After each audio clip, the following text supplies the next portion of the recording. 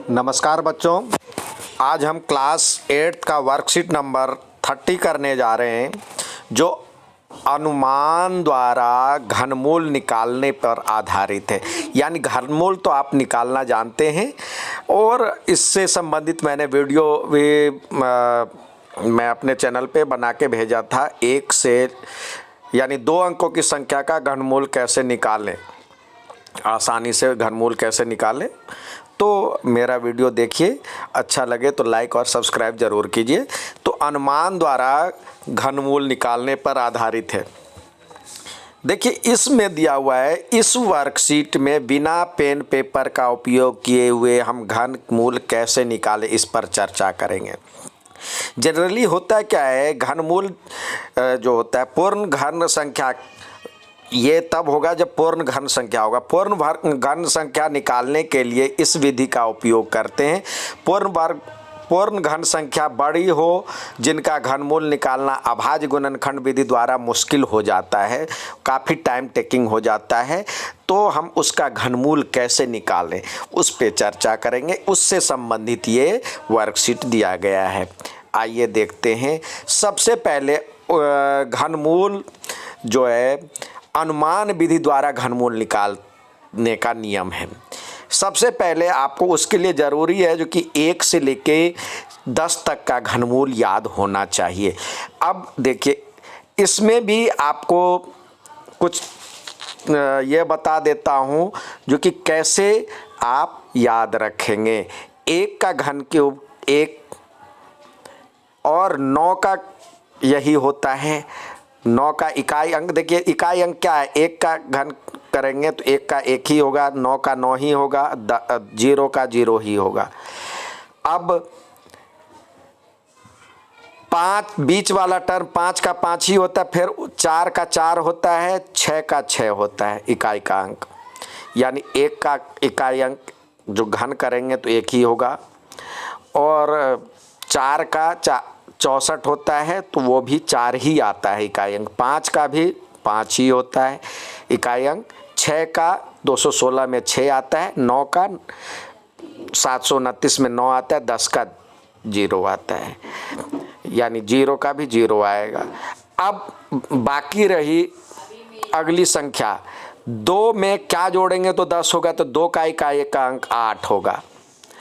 3 में क्या जोड़ेंगे तो 10 होगा, 7 जोड़ेंगे तो इकाई का अंक 3 है, तो यहाँ पे 7 है।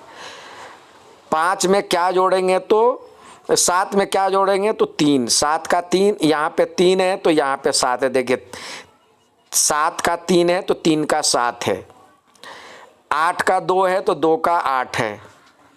तो ये एक तरह से आप इसके साथ रिलेशन बना लें और 1-2 बार प्रैक्टिस करेंगे तो आपको हो जाएगा। अब देखिए ये दिया हुआ है, इसके लिए नियम क्या है, कैसे हम उस पे बिना ज़्यादा अभाज्य गुणनखंड विधि, बिना ज़्यादा गुणा भाग किए हुए आप कैसे निकालेंगे।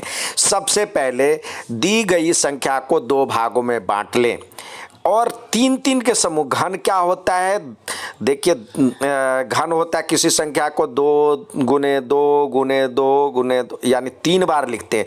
तो इसी तरह मान लो जो कि आपके पास ये दिया हुआ है, आपको नहीं पता, कोई भी संख्या ले लेते हैं, जैसे ABCDEF, ठीक है।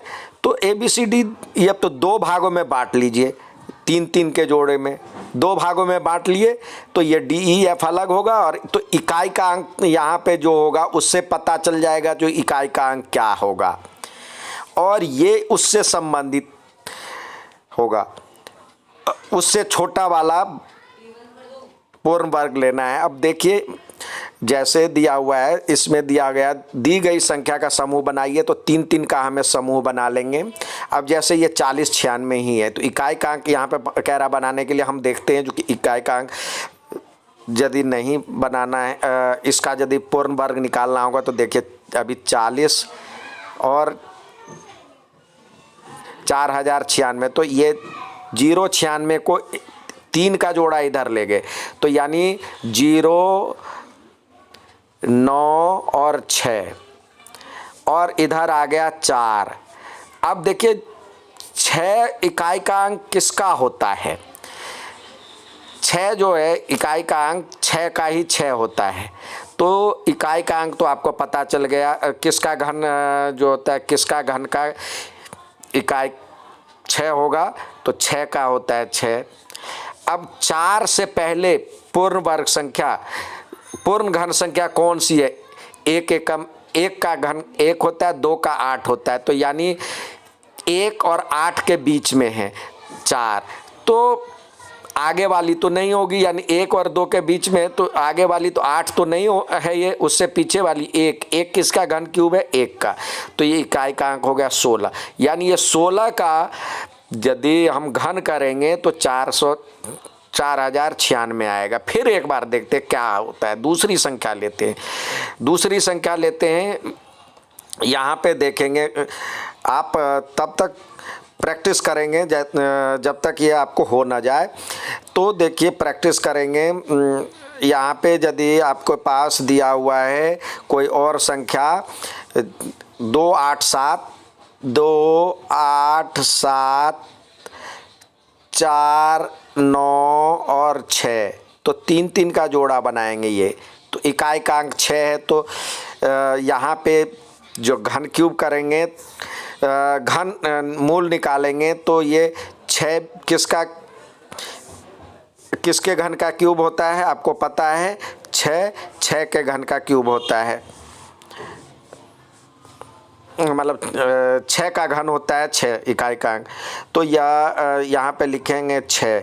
287 से पहले पूर्ण घन संख्या कौन कौन सी थी?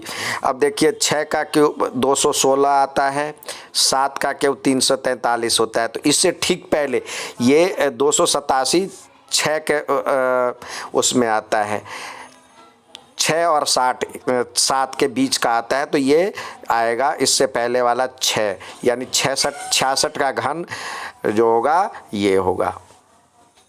अब आते हैं इस इकाई का अंक, आप याद रखें, तो ये आपकी विधि है, इस तरह से आप बना सकते हैं। और इसमें बता रहा है जो दी गई घन संख्या का इकाई का अंक ज्ञात कीजिए। यहाँ पे 6 है, तो आपको बताया जो 6 किसका होता है? 6 का, तो इकाई का अंक 6 हो गया।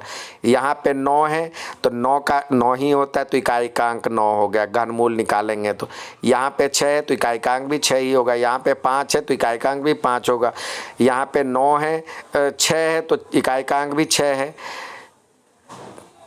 7, तो 7 किसका घन क्यूब होता है? यहाँ पे मतलब किसका घनमूल घन होता है? 7 इकाई का अंक, तो 3 का घन होता है 6, फिर 6 का 5 ही होता है, 2 8 का होता है, 2 जो है 8 का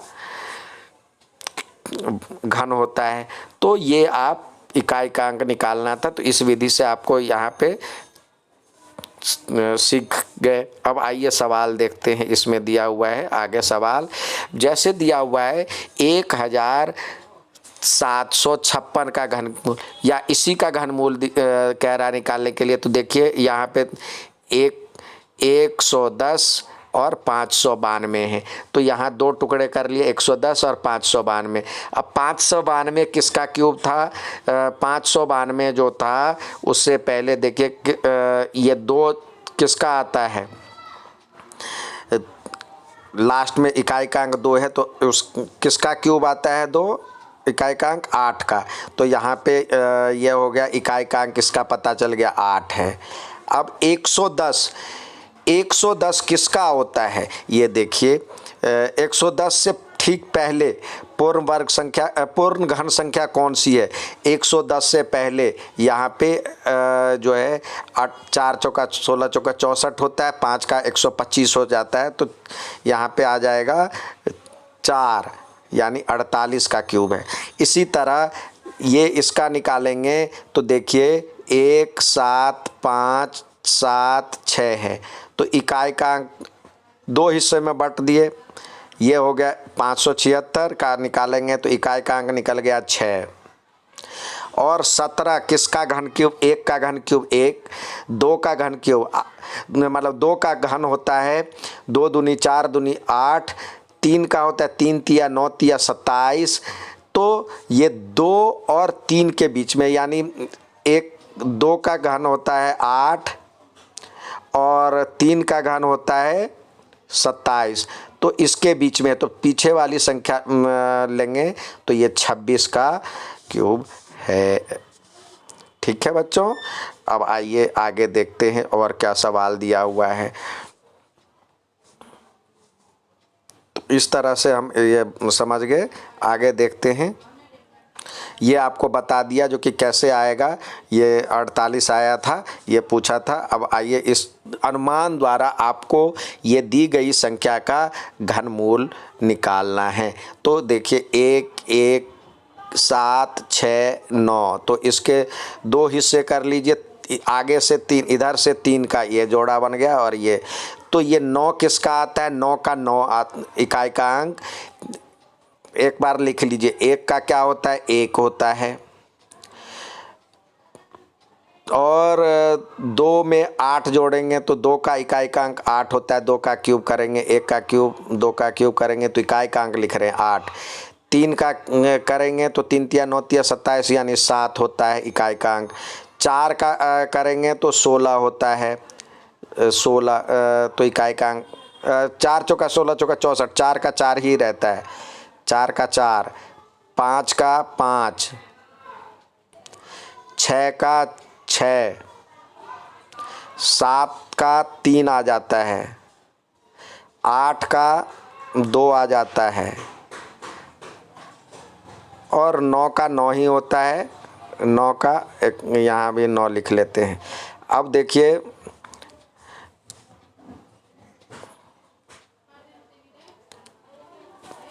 अब जो पूछ रहा है 9 का 9 ही रहता है। अब जो पूछ रहा है तो इसका हमने 2 हिस्से कर लिया। अब ये देखिए इकाई का अंक पता चल गया, इससे जो है इकाई का अंक क्या है हमारे पास पता चल गया, 9 है। और 1 का घन क्या होता है, 1। 2 का घन, अब 11 से पहले पूर्ण घन संख्या, ठीक पहले 1 का घन 1, 2 का 8, 3 का 3 तिया 9 तिया 27, तो उससे कम है तो ये आएगा 2, यानी 8 से ज़्यादा है तो 29 आ गया। इसी तरह 1 9 5 1 9 5 1 1 2 है, उसका निकालना है। तो इसका निकालना है तो हम देखेंगे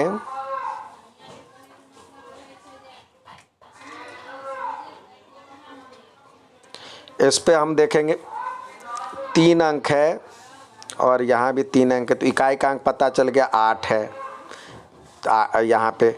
अब ये 195 किससे ठीक पूर्ण वर्ग संख्या आता है, पूर्ण घन संख्या 1 का घन 1, 2 का 8, 3 का 3 तिया 9 तिया 27, 4 का 4 चौका 16 चौका 64, 5 का 5 25 पंचे 125, 6 का करेंगे तो 5 आता है, 6 ज़्यादा हो जाता। तो इस तरह से आपको पूरा वर्क करके भेजना है। अच्छा लगे तो लाइक और सब्सक्राइब ज़रूर कीजिएगा। धन्यवाद।